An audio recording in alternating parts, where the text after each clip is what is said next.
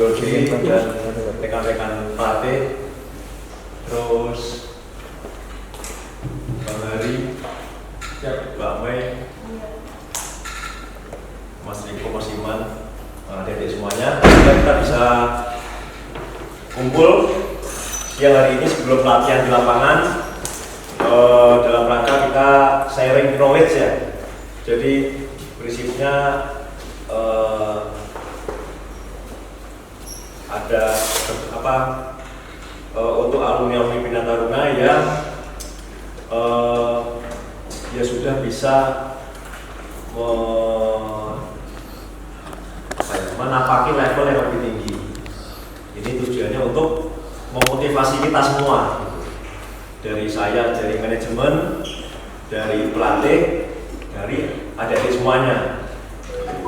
Jadi sehingga kita tidak puas di titik ini. Oke, assalamualaikum warahmatullahi wabarakatuh. Salam sejahtera untuk kita semua.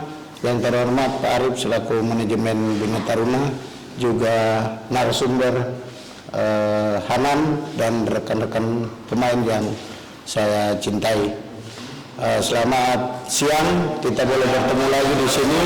Mudah-mudahan dengan pertemuan dengan Hanan ini membuat kita lebih termotivasi dan kita tercerahkan bagaimana teman-teman yang 2006 mungkin udah kenal dengan Hanan bagaimana dia berlatih di Bina Taruna, tetapi yang kita mau dengar bagaimana keluh kesahnya, susah senangnya, dan bagaimana dia merantau di negeri orang selama 2 bulan, apa yang dia dapatkan di sana. Mudah-mudahan bermanfaat buat rekan-rekan pemain sehingga bisa lebih fokus bagaimana meniti karir untuk menjadi pemain sepak bola. Apa yang Hanan rasakan mungkin bisa disampaikan kepada rekan-rekan pemain Bina Taruna sehingga termotivasi untuk mencintai latihan dan mencintai profesi kita. Kalau kita mau berkarya di sepak bola, mau berprestasi sepak bola, apa yang Hanan lakukan ini bisa menjadi contoh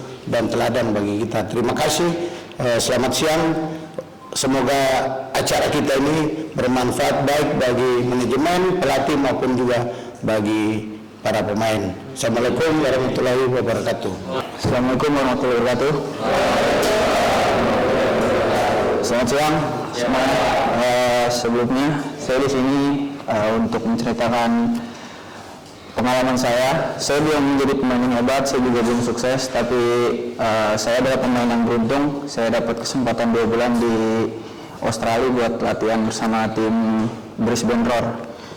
Jadi yang belum tahu saya, perkenalkan, nama saya Muhammad Raihan Hanan, biasa dipanggil Raihan juga atau Hanan. Saya lahir saya 2 April 2004. Saya lulusan Bina Taruna tahun 2019. Awal mulai cerita, saya latihan di Bina Taruna tahun 2017. Jadi kurang lebih selama 2 tahun saya di Bina Taruna. Setelah itu saya mendapat kesempatan buat trial di Persija. Kurang lebih trial selama 3 bulan. Jadi trial di awal tahun 2020 sampai pertengahan 2020 akhirnya saya tekan kontrak sama Persija. Jadi pertama kali saya merasakan kontrak profesional bersama Persija Development tahun 2020 pertengahan. Kurang lebih selama setahun saya berlatih bersama Persija 2021. Awal mula pelatih Persija mungkin nggak percaya dengan kemampuan saya. Mereka merendahkan saya. Bukan merendahkan, tapi mereka belum percaya dengan saya.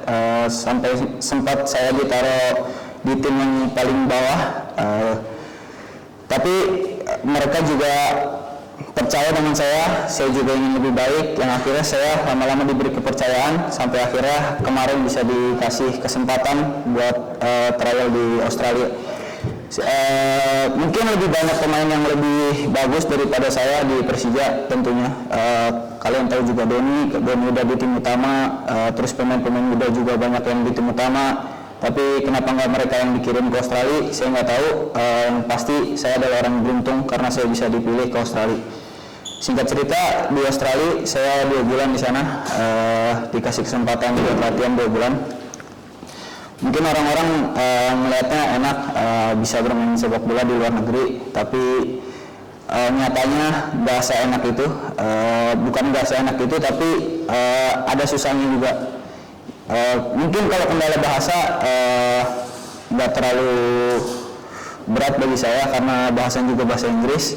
Tapi ketika nyampe di sana itu pertama kalinya saya jauh dari keluarga, jauh dari teman-teman, jauh dari lingkungan yang biasa saya lahir. Sampai sana seminggu pertama itu sangat berat bagi saya. 2 kali saya nyasar di Australia, sampai saya juga menangis karena kita nggak tahu harus mau ngapain, tempat baru, terus juga bukan di Jakarta, tempat yang biasa kita jalan-jalan kemana. Jadi seminggu pertama di sana menurut saya sangat berat bagi saya karena saya harus 2 kali kesasar. Sempat menangis juga, tapi saya selalu berpikir itu suatu proses saya untuk menjadi lebih baik. Dan itu juga kesempatan yang besar bagi saya karena nggak semua pemain sepak bola di Indonesia bisa mendapatkan kesempatan yang sama.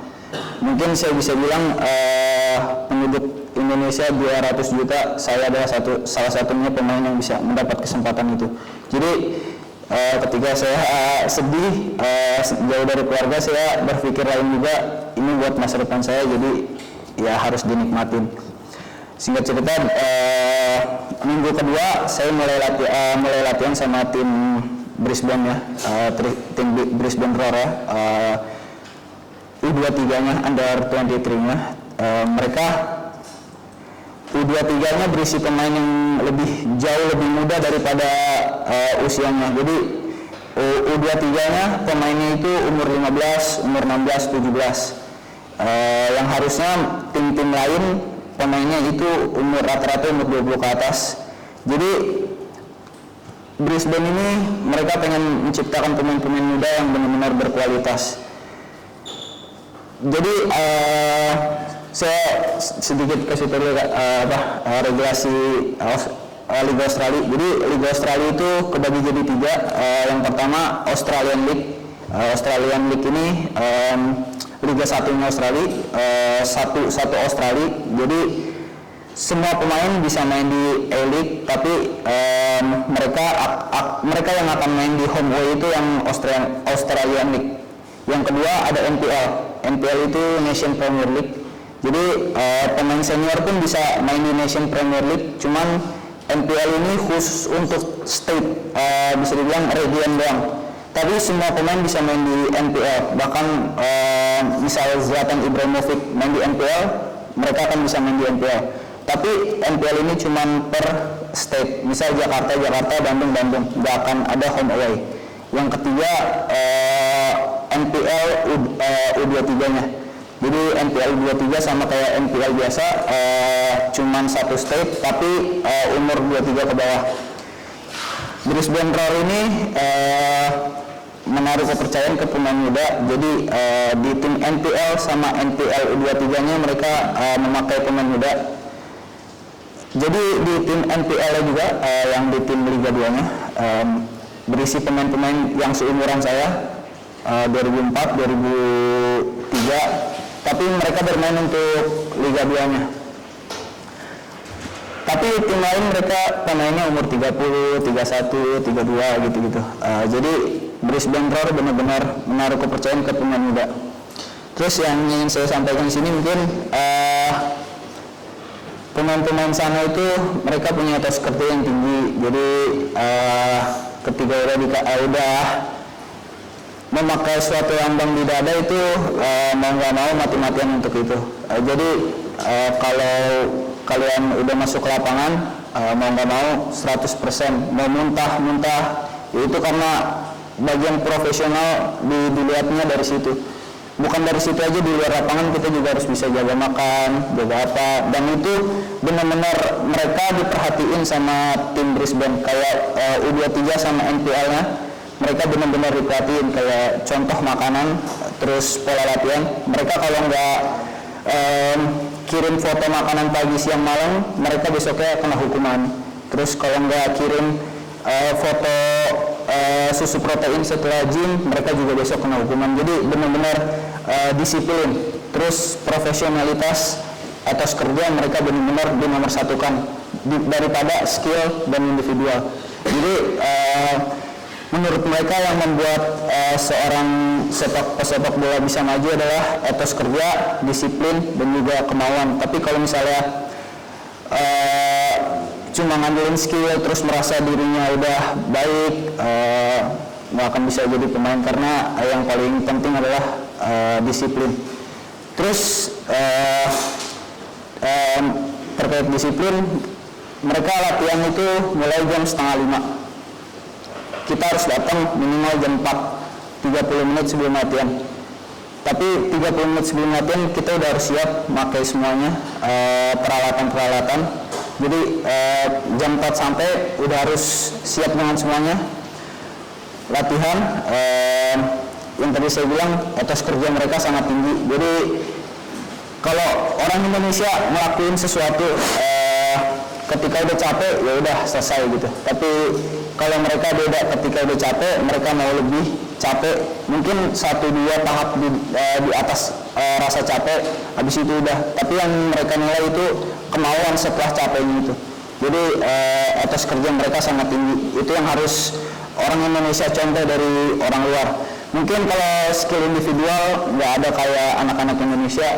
Kalau saya lihat ya, nggak ada yang kayak Egy Maulana, nggak ada yang Sadil, nggak ada satupun. Bahkan saya menilainya banyak orang-orang yang dari cara larinya pun bukan kayak pemain bola, tapi mereka mainnya hebat karena mereka punya etos kerja, kemauan, dan main bolanya sangat simpel. Mungkin itu.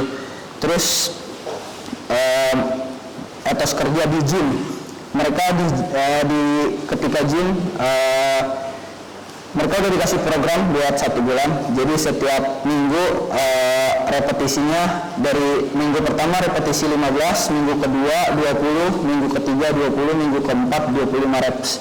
Jadi setiap minggu repetisinya naik, bebannya juga harus naik.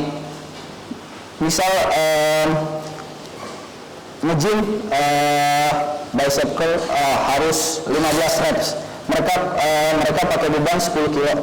Mereka cuma kuat sampai 10, sisanya mereka harus lakuin satu beban di bawah 9 kilo harus sampai 15. Mau nggak mau reps harus diselesaikan. Jadi itu etos kerja yang benar-benar mereka lakukan buat diri mereka. Jadi yang mereka lakukan ya buat diri mereka sendiri sebenarnya, tapi di sisi lain mereka juga melakukan itu buat tim, karena sepak bola juga 11 lawan 11. Jadi mereka selalu memikirkan buat teman. Kalau gue nggak ngelakuin 100%, teman gue nggak bakal bisa teman gue nggak bakal bisa baik karena gue aja nggak baik. Jadi gitu. Jadi terus juga ya kemauan mereka kemauannya sangat tinggi, apalagi di lapangan. Kayak contoh latihan passing, kalau ada bola 1-2 naik mereka masih maklumin, mereka masih support, masih dimaklumin. Tapi kalau misalnya udah 3-4 kali mereka bakal marah ke teman, mereka bakal kayak mereka itu kalau di lapangan agak lebay. Contohnya kayak misal kita yang pas, terus yang pasnya bagus, mereka akan kasih pujian-pujian yang agak lebay. Menurut orang Indonesia nggak biasa. Dan itu mereka lakukan buat bikin teman mereka jadi lebih percaya diri, teman mereka lebih maju. Itu yang bikin satu tim itu jadi lebih kompak. Jadi kemauan satu orang bikin kemauan semua orang itu ikut ke mereka. Nah itu yang orang Indonesia harus contoh, kemauan, disiplin, etos kerja. Mungkin selama 2 bulan saya di sana banyak ilmu-ilmu yang saya dapat. Yang pertama tadi disiplin, terus kemauan, etos kerja, dan semua hal-hal ini nggak bisa kita dapetin dari orang lain. Yang pasti kita harus dapetin dari diri sendiri. Mau nggak mau kalau kita mau tambahan, teman mau bilang mau kemana ya hirauin, karena semuanya itu buat kita, bukan buat mereka. Mungkin kalau mereka akan sadar, suatu saat mereka akan ikut tambahan juga.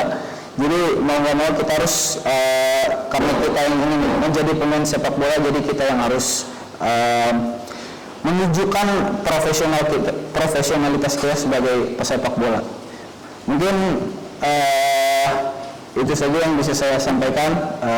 Semoga bermanfaat. Kurang lebihnya mohon maaf. Assalamualaikum warahmatullahi wabarakatuh.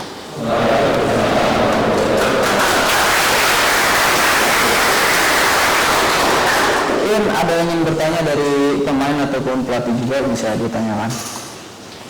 Ada pertanyaan-pertanyaan.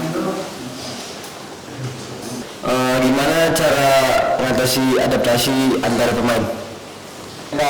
Kalau adaptasi dengan pemain, kebetulan Australia bahasa utamanya bahasa Inggris, jadi agak lebih mudah karena bahasa Inggris juga bahasa keduanya orang Indonesia, jadi buat bahasa semua aman. Ya sisanya tinggal kita berbaur buat ke teman-teman, gimana cara kita dekat sama teman, mungkin bisa cari pegangan atau follow-followan sosial media atau apa. Kalau adaptasi sama teman kayak gitu aja sih. Siap. Ada lagi? Waktu di Australia makanannya itu diatur dari itunya, apa yang dari klubnya? Sangat strict sama pemainnya, mereka ketat banget sama pemainnya. Mereka tuh bikin program buat pemain-pemainnya. Jadi ada satu kayak PDF gitu, isinya tentang penanganan cedera, terus nutrisi makanan. Jadi makanan diatur, tapi mereka ngasih menu apa yang harus ada di satu piring itu. Jadi bukan harus makan apa, tapi tetap balik lagi ke pemain. Jadi pemainnya harus yang masak sendiri, tapi di dalam satu piring itu harus ada apa-apanya, udah dikasih tahu sama klubnya. Jadi kayak gitu sih. Ada lagi? Iya? Di mes, di dalam mes. Kebetulan mereka nggak punya mes, jadi pulang. Karena mereka ada yang masih sekolah, ada yang udah kerja. Jadi karena latihannya 4:30 sore, disesuaikan sama pemain-pemainnya yang paginya tuh ada sekolah dulu, ada kerja dulu, jadi sorenya mereka bisa latihan. Ada lagi? Mau nanya tentang tadi masalah adaptasi. Untuk adaptasi di faktor lingkungan tuh kayak lingkungan sekitar, terus kayak suhu mungkin tuh gimana ya? Ya, bagus. Kalau lingkungan, kalau cuaca mungkin sehari 2 hari bisa beradaptasi cepat, karena kebetulan di Australia kebalikan dari Eropa, mereka akhir-akhir tahun mereka justru musim panas. Jadi kebetulan di Australia juga di kota Brisbane nggak ada salju. Kalau masalah cuaca aman-aman. Kalau faktor lingkungan ini yang nggak biasa saya dapat di Indonesia. Mereka orang-orang yang disiplin sama peraturan-peraturan di jalan, kayak bahkan kalau saya pulang latihan malam, tempat itu agak sepi, jadi rumah itu lingkungan rumah benar-benar sepi.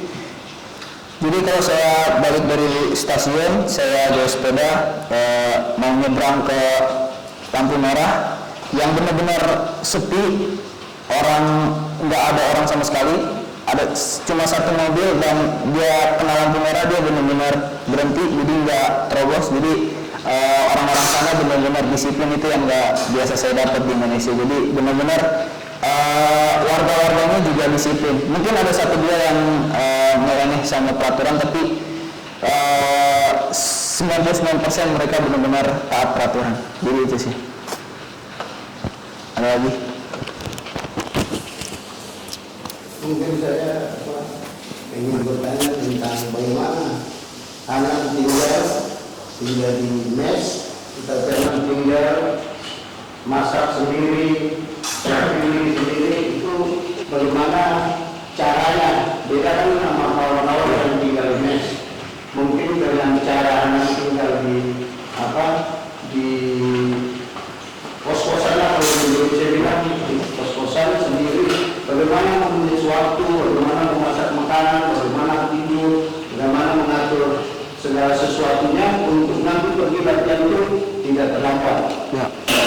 hari kedua saya latihan, waktu itu saya belum dapat sepeda, belum dapat kendaraan, belum dapat sepeda lah. Jadi kalau belum dapat sepeda itu saya latihan harus jalan 1 kilo ke stasiun. Jadi dari stasiun harus mungkin setengah jam dari stasiun saya ke stasiun dekat tempat latihan. Habis itu naik bis, berhenti di depan sekolah, habis itu baru latihan.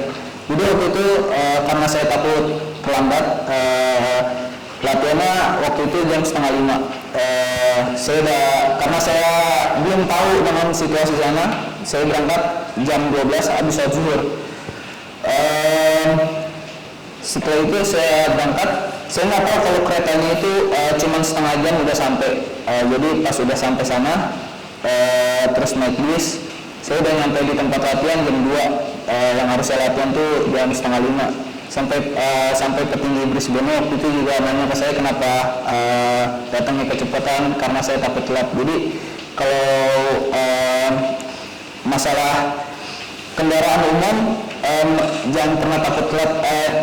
Saya nggak pernah takut telat karena emang benar waktunya tuh di aplikasi di HP mereka punya namanya My Translink. Jadi benar-benar jaraknya udah waktunya benar-benar udah pas. Jadi kalau udah sampai misalnya sampai Manggarai 4:30, ya itu benar-benar sampai sana 4:30. Jadi perkiraan waktu buat ke latihan nggak akan telat. Kalau misalnya mengatur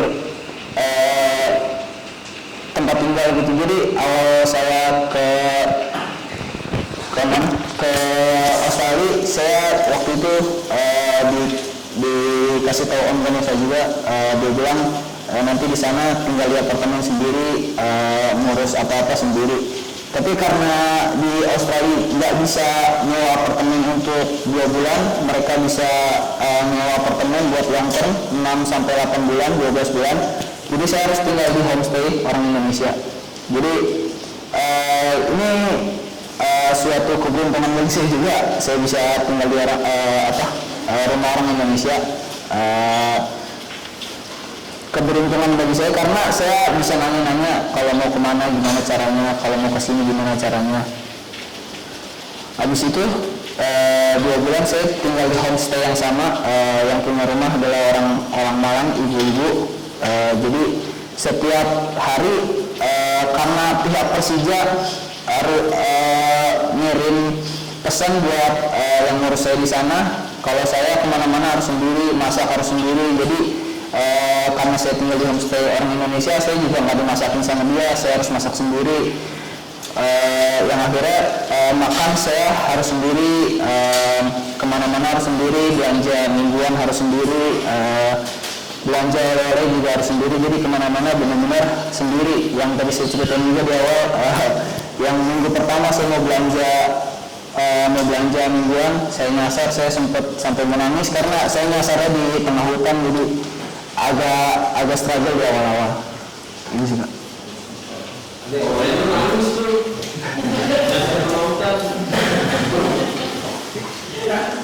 Boleh ya?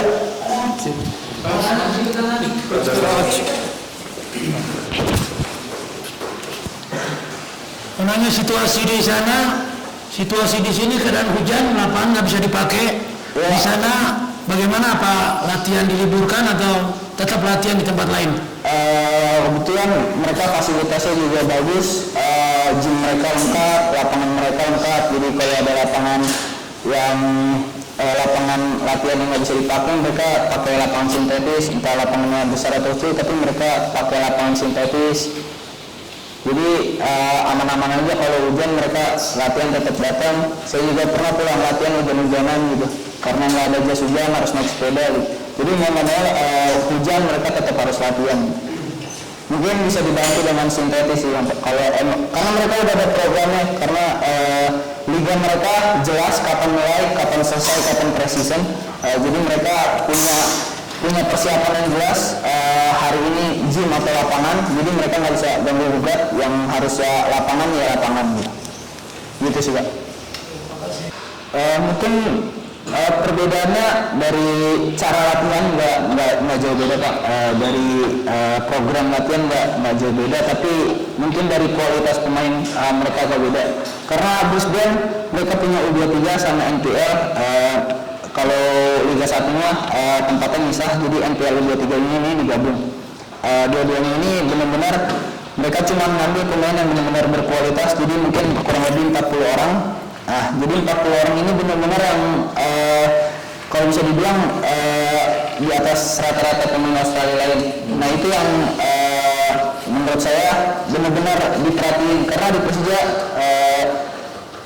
beruntung orang yang bisa masuk Persija karena sebegitu banyak pengurus Persija yang ditampung sama Persija, jadi yang disia-siain udah dapat tempat yang maksudnya klub besar di Jakarta dapat tempat di situ, tapi disia-siain sayang karena di Brisbane mereka cuma mau ambil pemain yang benar-benar berkualitas. 40 orang benar-benar 40 nggak akan nambah, jadi gitu sih yang membedakan.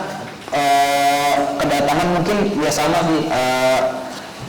Kalau di Persija latihan yang pasti ya setengah jam sebelum latihan harus datang. Kalau tanding 1,5 jam sebelum tanding harus datang. Kalau yang membedain itu aja sih Pak. Karena Persija mau menampung pemain yang banyak. Kalau Brisbane karena mereka lebih fokus ke Liga kan, Liga 2, jadi itu sih mereka pemainnya lebih sedikit, Persija lebih banyak, itu aja sih. Sempat direndahin, nah itu gimana ngadepin situasi kayak gitu Bang Anan? Mungkin bukan direndahin, tapi kita aja yang waktu itu merasa terkecilkan karena pas kita masuk kita tahu kita ditaruh di tim yang mana, dia sama siapa, jadi waktu itu saya merasanya saya nggak sehebat apa yang saya pikirkan, jadi mungkin ekspektasi pelatih sana juga kurang sama saya, jadi yang saya rasakan waktu itu seperti itu, jadi saya ditaruh di tim yang seperti ini. Nah di situ ya mau nggak mau kita ini sendiri yang kerja keras bukan berarti kita kerja 24 jam, tapi kerja keras juga kita berusaha untuk lebih baik di setiap latihan, benerin cara passing itu juga termasuk kerja keras. Jadi kerja keras bukan berarti kita harus latihan mati-matian 24 jam yang akhirnya polanya ya sama-sama aja, nggak ada peningkatan. Tapi kalau kerja keras yang sebenarnya berusaha lebih baik di setiap latihan. Jadi mungkin kalau hari ini passingnya jelek, besok nggak pernah jelek, jadi itu sih. Jadi saya mencoba untuk kerja keras setiap latihan, benerin apa yang kurang dari saya, yang akhirnya pelatih Persija menaruh kepercayaan yang benar-benar besar ke saya. Saya harus bawa nama besar Persija ke Australia yang nggak bisa dimain-mainin, apalagi Persija Jakarta. Jadi saya sangat senang, saya juga merasa jadi orang yang beruntung karena pelatih Persija ngasih kepercayaan itu ke saya. Ada lagi? Bagaimana bekerja keras ya. Jadi kalau misal saya kencang di lapangan, bukan buat saya, itu yang akan cerita ini supaya kamu yang berubah. Jangan hari ini passing salah, besok tambah salah lagi, rambut saya itu banyak yang putih, semen itu jualan. Maksudnya itu yang sangat sampaikan. Jadi kalau hari ini kamu main di kalian, kamu main cuma 10 menit, tunjukin ke saya bahwa kamu bisa main 30 menit karena 1 jam. Karena saya mau adil. Seperti yang saya bilang, waktu dia masuk ke Persija, ekspektasinya beda pelatih Persija sama Kahanan. Jangan udah putus asa, dia mau kerja keras, begitu juga dengan kamu. Kalau hari ini kamu baru main 5 menit, jangan terus-terus, terus kerja seperti yang bilang, kerja keras, perbaiki passing, kontrol, heading, shooting, supaya lebih baik. Satu orang bekerja baik, seluruh tim akan jadi baik. Itu yang akan maksudkan. Ada pertanyaan lagi? Cara pelatihan kiper di sini di Indonesia atau di Australia mungkin ada yang beda apa sama? Itu yang tadi saya bilang, mungkin kalau dari program latihan nggak ada yang beda, tujuannya sama, tapi kerja keras dari setiap pemainnya yang beda sih, atas kerjanya yang beda. Ya, makasih. Di kata yang latihannya seminggu 5 kali jadi 2 kali. Di pas di Australia gitu ada kayak senioritas itu nggak bang?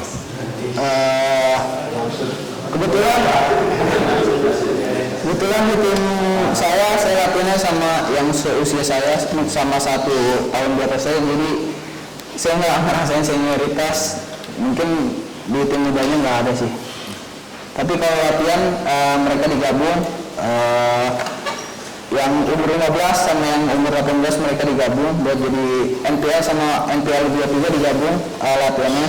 Jadi mereka udah nggak ada yang anggap teman juga. Kalau antem, tapi bukan berarti harus hantem dari belakang gitu buat mencederai teman. Tapi hantem di sini artinya mereka benar-benar emang yang ngotot menganggap suatu permainan di sepak bola itu bukan hal yang biasa, tapi benar-benar ini pekerjaan buat mereka gitu.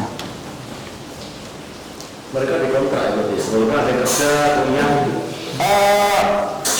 Enggak semua pemainnya dikontrak ya.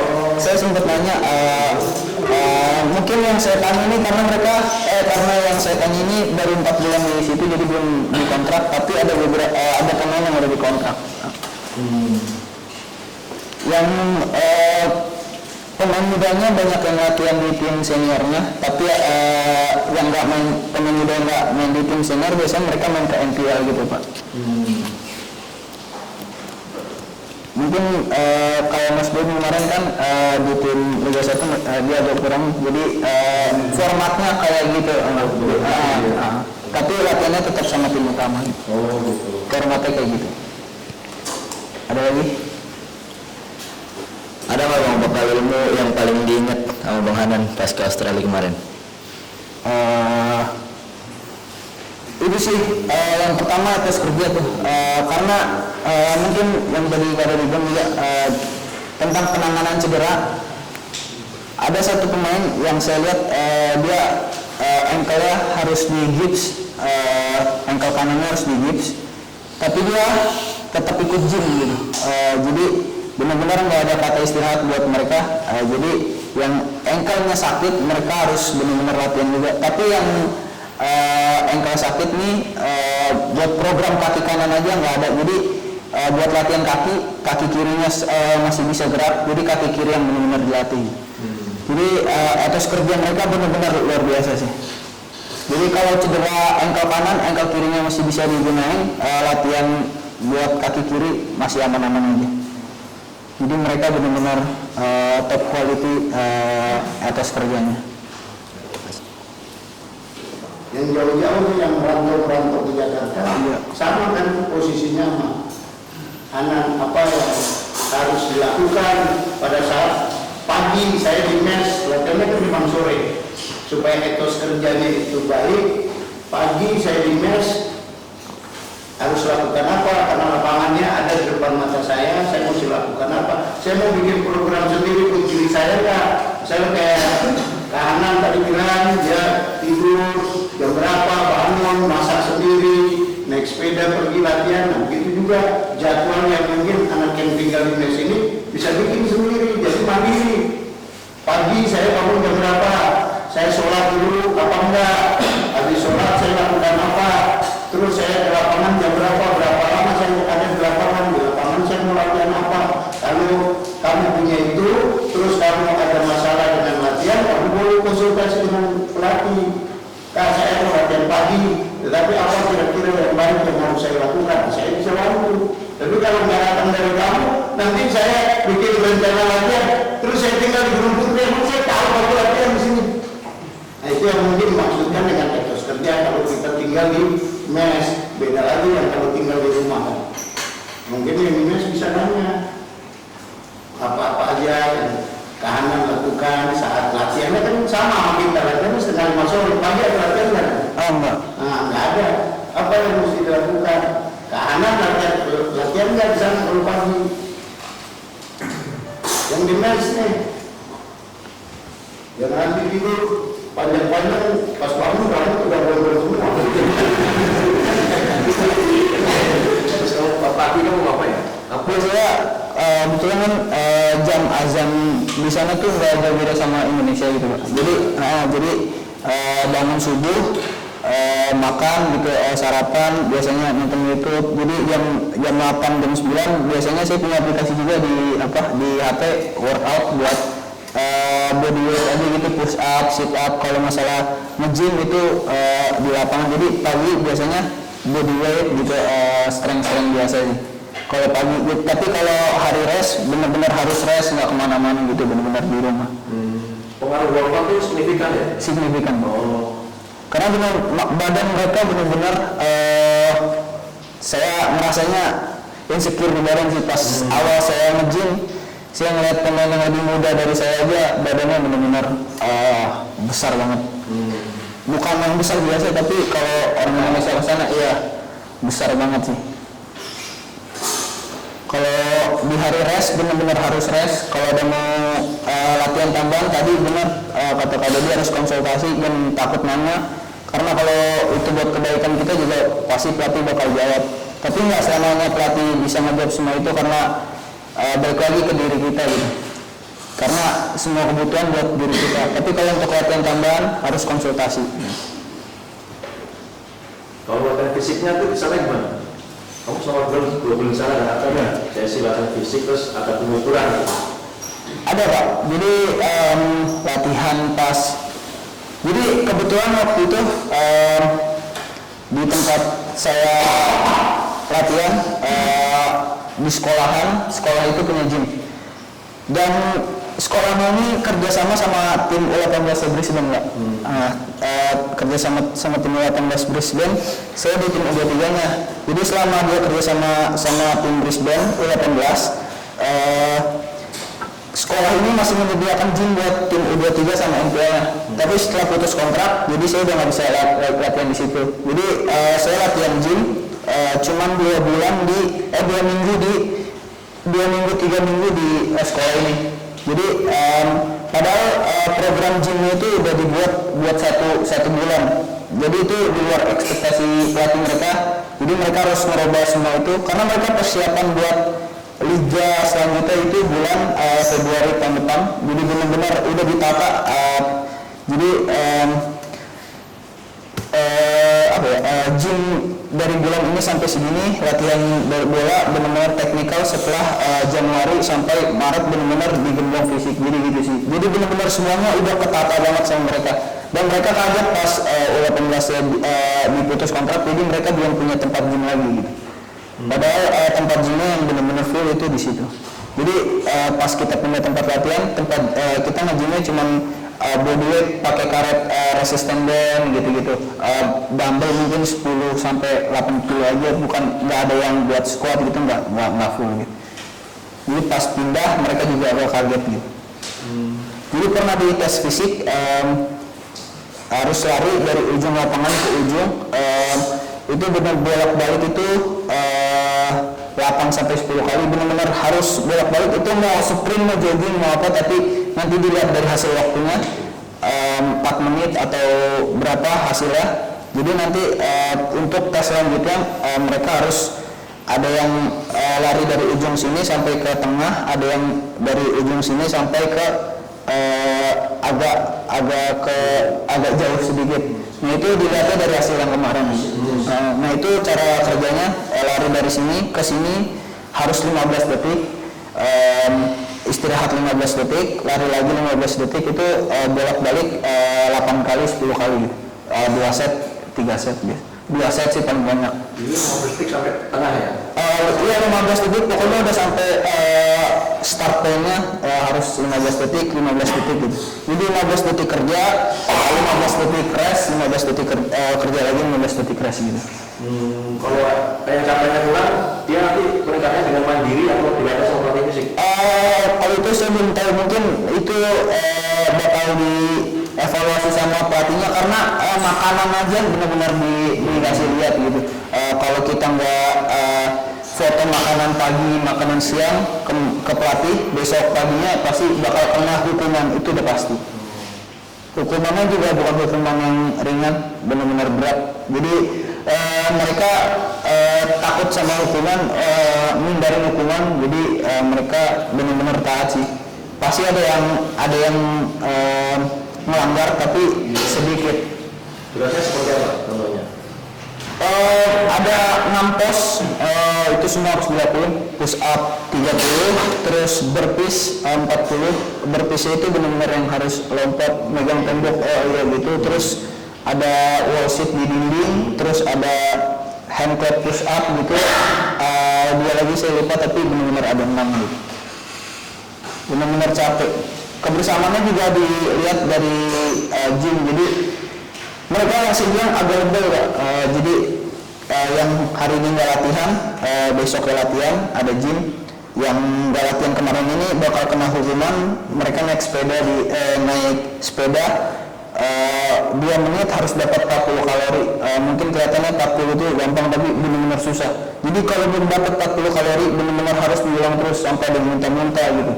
Jadi kita lagi gym, kita harus stop, kita harus dukung mereka ini, teman-teman yang kena hukuman, kasih support gitu.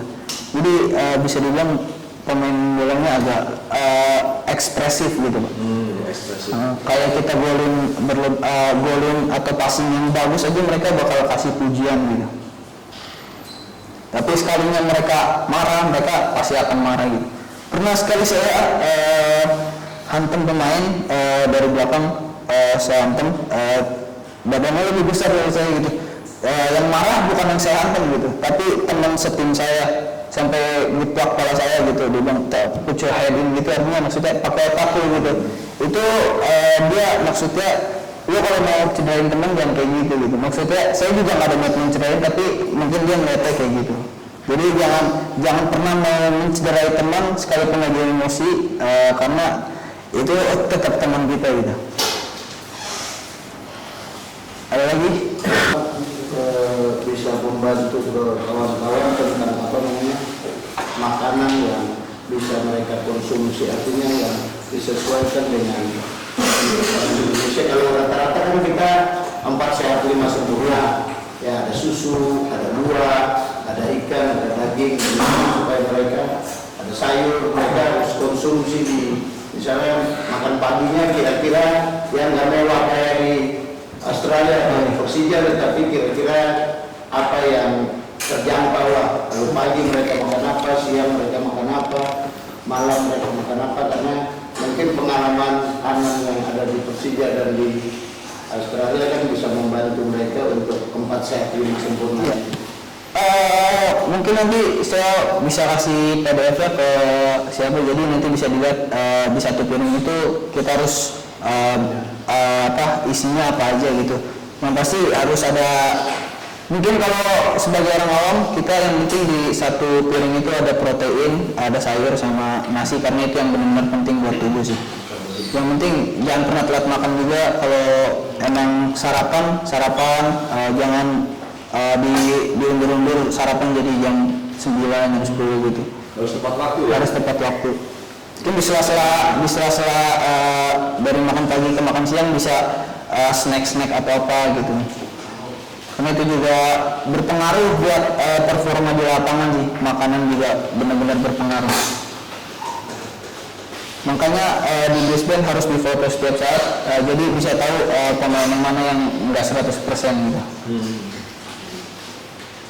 Kalau bertanding mereka atau latihan, dalam latihan game itu atau monster game, mereka pemain-pemainnya berisik nggak? Maksudnya berisik saling berkomunikasi apa kita diam-diam aja? Ya, itu yang saya tadi bilang, mereka itu lebay, jadi benar-benar di dalam lapangan itu berisik, ngasih tahu pemain ada di belakang, harus balik badan, harus apa, terus ngasih pujian ke teman. Jadi main bola saya lihat nggak ada yang marah-marah gitu. Marah-marah mungkin kalau udah kesel lama, tapi kalau emang bener sekali 2 kali kesalahan mereka maklumi, terus mereka juga kasih motivasi ke teman kayak ayo ulang lagi gitu. Kayak misalnya pas terus bilangnya love that pass gitu. Agak lebay sih, tapi itu yang mereka lakukan buat tim mereka jadi lebih baik gitu. Kalian bilang perbedaan postur di sana sama di sini sangat beda kan. Nah, menurut Abang Anan, apa yang buat perbedaan postur gitu? Mungkin latihan sama genetik ya, tapi kalau genetik mungkin susah dibilangin karena emang orang Asia kecil-kecil, mereka juga di Australia, tapi bisa kita maksimalkan dengan latihan gitu. Latihan gym yang tadi saya bilang, mereka latihan 20 reps, benar-benar 20, nggak dikurang-kurangi, benar-benar sampai gak kuat ngangkat, sampai dibantu pelatih. Jadi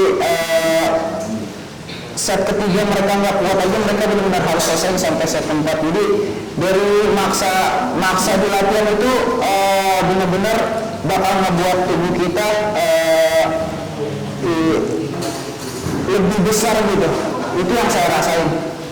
Awal saya datang ke sana berat saya 56, saya latihan gym, mungkin sekarang saya udah 60 kilo.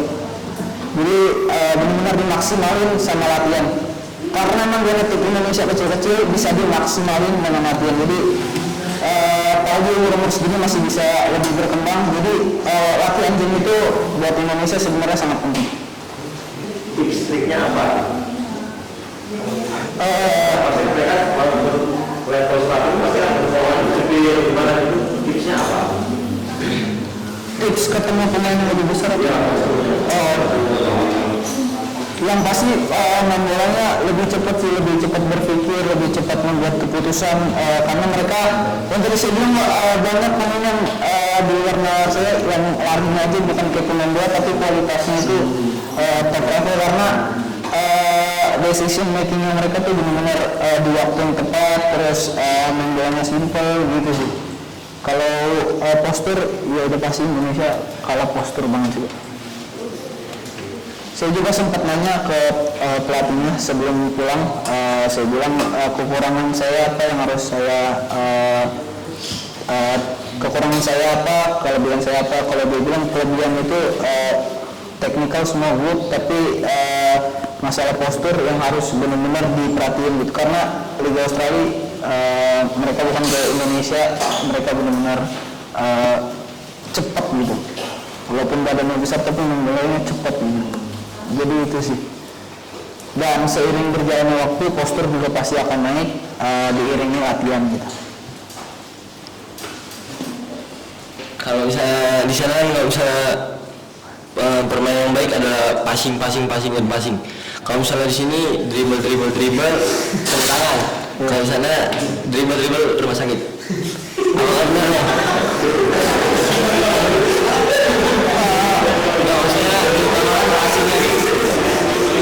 Enggak lebih dari 4 sentuhan, 5 sentuhan, atau cukup 2 sentuhan atau 1 sentuhan passing. Jadi sih pemain mereka kan juga badannya besar, jadi yang tadi saya bilang juga kan saya melihat mereka itu larinya agak berbeda dengan pemain sepak bola. Jadi mereka bermain simpel itu benar-benar yang diutamain. Sampai pelatihnya bilang, saya nggak terpukau kalau lu main malam-malamin orang, itu gue nggak pernah impress sama lu. Jadi yang gue mau body shape lu benar, main bola lu benar, gue bakal terpukau sama lu, yang kayak gitu sih. Pelatihnya bilangnya kayak gitu. Boleh lagi? Boleh? Ada yang bilang tadi apa latihan apa saja yang dilakukan ketika sela-sela kosong jam latihan? Sela-sela kosong jam latihan. Mungkin kalau latihan biasanya di hari latihan saya paginya body strength, tapi kalau sorenya latihan. Jadi latihannya kebetulan mereka cuma 3 kali seminggu. 3 kali seminggu, hari Selasa, Rabu, Jumat. Sabtu Minggu mereka udah dikasih program gym yang saya bilang, jadi mereka bikin program gym buat 1 bulan, hari Selasa, Rabu, Sabtu Minggu itu buat gym, Jumatnya latihan di lapangan. Jadi Sabtu Minggu saya ngikutin program yang dikasih mereka, jadi program gymnya pakai beban-beban yang ada di rumah. Kebetulan di rumah ibu itu ada dumbbell 1, jadi bisa saya gunain buat latihan buat Sabtu Minggunya. Tapi kalau di sela-sela latihan paginya mungkin body strength, hari Rabu, hari Kamis sama Senin saya libur, rest di rumah. Ya, makasih Bang. Siap.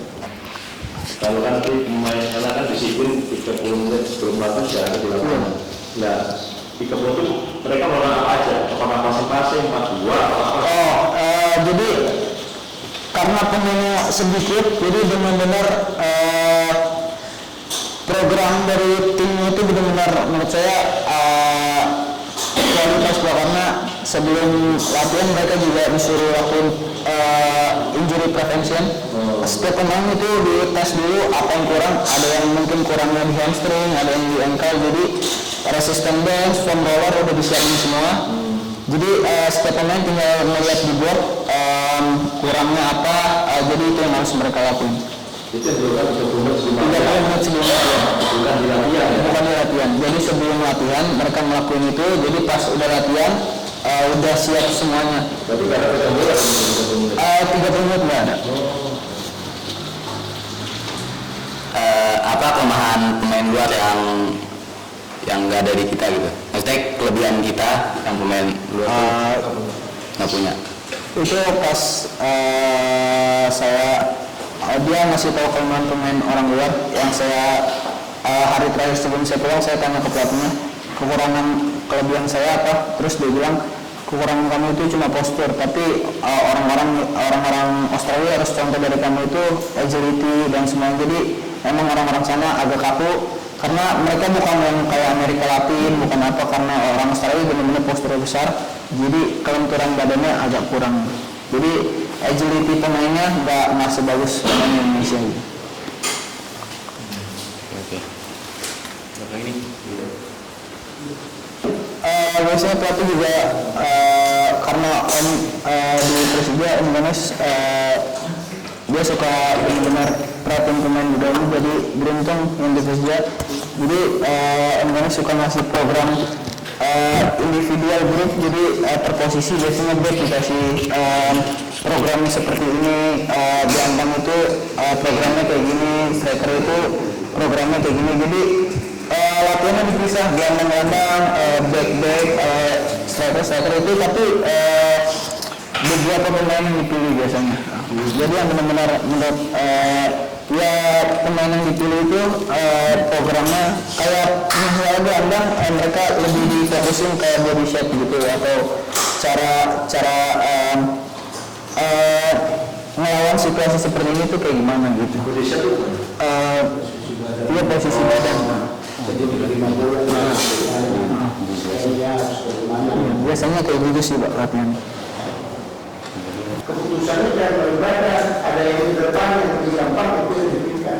Itu maksudnya kanan lagi. Jadi harus terus sambil jalan pun harus lihat situasi. Itu mungkin juga di sana di tempat latihan di Australia, karena mungkin sering dianjurkan seperti itu, harus selalu lihat situasi untuk mengambil keputusan. Karena gelandang-gelandang kerjanya banyak. Di sekeliling dia ada musuh, ada teman.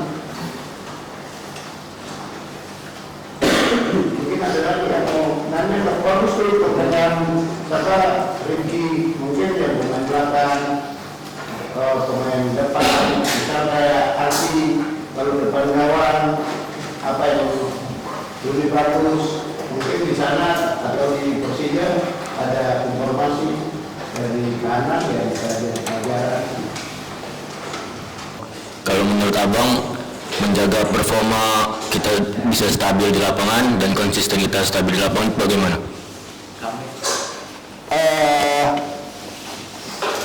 Kalau faktor eksternal kayak pasti dari makanan gitu, dari pola latihan, tapi kalau internal pasti dari pikiran sendiri, karena pikiran tuh kadang yang hancurin kita sendiri. Kadang kita mikirnya main kayak gini takut salah itu yang bikin pas main di lapangan jadi jelek karena mikirnya kayak gitu sih. Mungkin itu. Kalau menjaga konsisten ya latihan bagus, makan bagus, pikiran bagus, pasti konsisten sama pola hidup yang baik gitu. Ya, makasih Bang. Abang katanya pernah main sparring gitu di Australia gitu. Nah itu pasti atmosfernya beda banget Bang. Atmosfer di permainan luar gitu. Oh iya, Iya, pertandingannya gitu. iya beda karena tadi juga saya bilang karena cara bermain Indonesia sama Australia berbeda, jadi itu yang bikin beda. Karena saya di sana juga bukan ditaruh di gelandang serang, saya harus main di striker. Jadi benar-benar beda, mereka mainnya cepat, terus juga keras, nggak mikir pemain musuh, nggak melihat pemain ini kecil besar, mereka hantem aja gitu. Benar-benar yang keras gitu pemain Australia. Atmosfernya berbeda. Siap. Kalau Indonesia nggak sekeras itu ya. Agak mungkin Indonesia berbeda kali cara pola permainan gitu. Sebenarnya lebih pintar, cuman pemain Australia lebih simpel. Kerasnya itu baru dia menjalankan tuh langsung ambil atau Iya, ketat Pak, benar-benar ketat gitu. Jadi ya itu sih, mereka sparring benar-benar nangkep udah kayak pertandingan resmi gitu. Serius nggak ada ketawa-tawa gitu Pak. latihan pun gitu ya. Latihan pun gitu. Sparring udah. Ya, latihan pun yang suka bercanda. Ada satu teman saya rambutnya diwarnain terus pakai anting gitu. Kalau di luar lapangan benar-benar ketawa setiap saat, tapi kalau udah masuk lapangan dia nggak latihan yang nggak sesuai apa yang dia inginkan. Kayak misalnya dia kontrol salah, terus passing dia salah, dia bakal marah sendiri sama diri dia. Dia nggak bisa bercanda di dalam latihan, benar-benar serius gitu. Udah lagi? Oke, terima kasih Hanan yang sudah sharing ilmu, pengetahuan dan pengalamannya. Semoga ini bisa memberi pengaruh yang besar kepada kita semua ya. Sejak detik ini. Kemudian ini ada beberapa yang saya catat ini karena memang menurut saya sih hal yang baru ya. Pertama dan pasti etos kerja. Saya sampai berapa supaya nggak salah ambil kesimpulannya. Jadi etos kerja itu ada beberapa kata yang jadi kunci kita ya. Ini semua bidang, apalagi adik-adik mau ingin berprestasi menjadi atlet sepak bola. Itu keyakinan, harus punya keyakinan. Kedua, punya tekad yang kuat. Ketiga, tanggung jawab. Keempat, kejujuran. Terus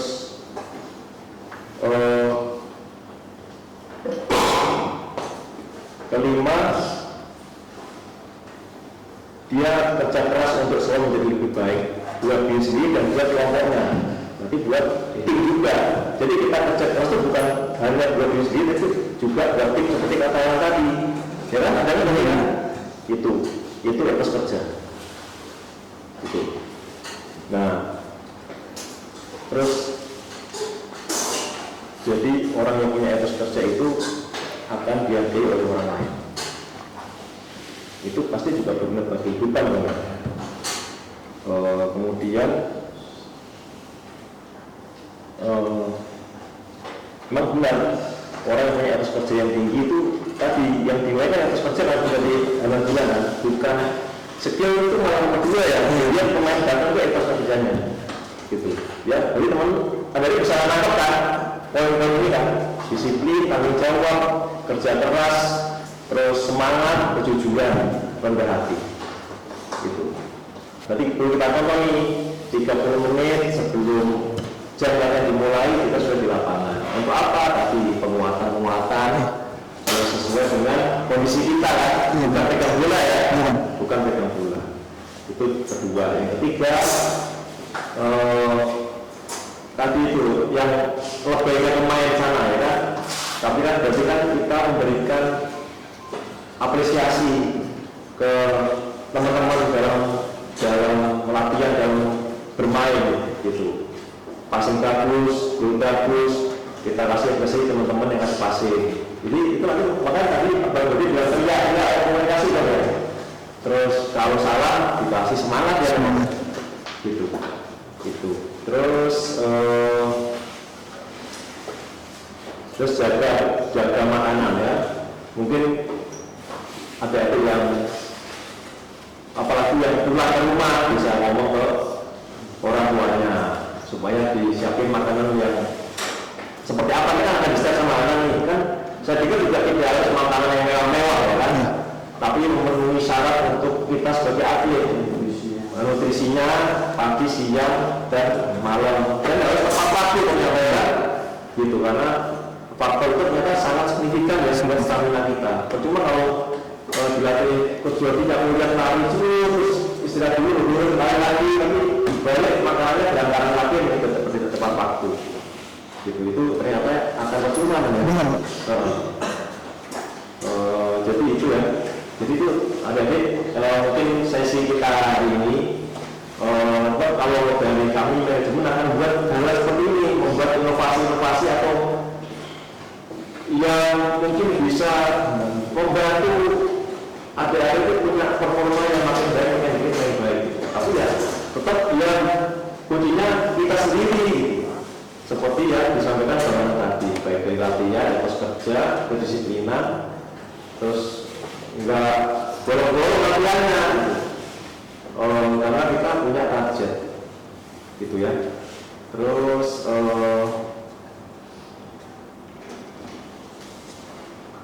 apa lagi ya?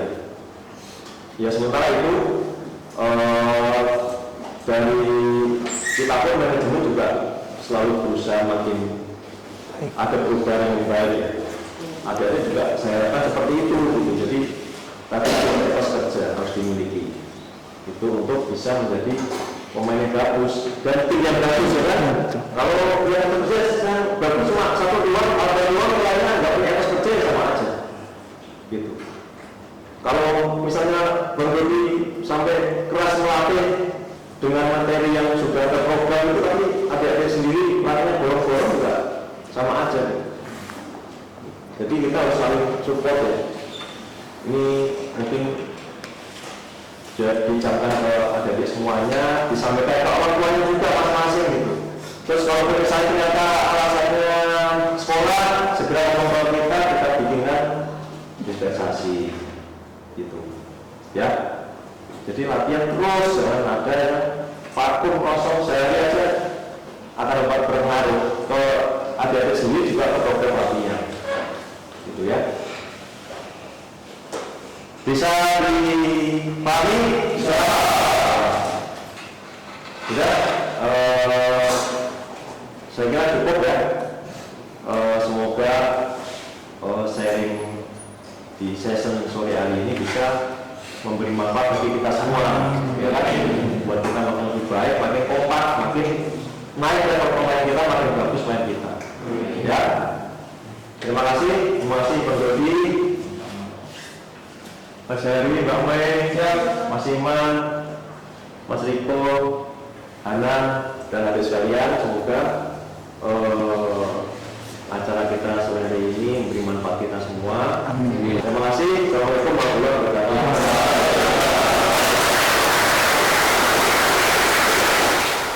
1, 2, 3. Bina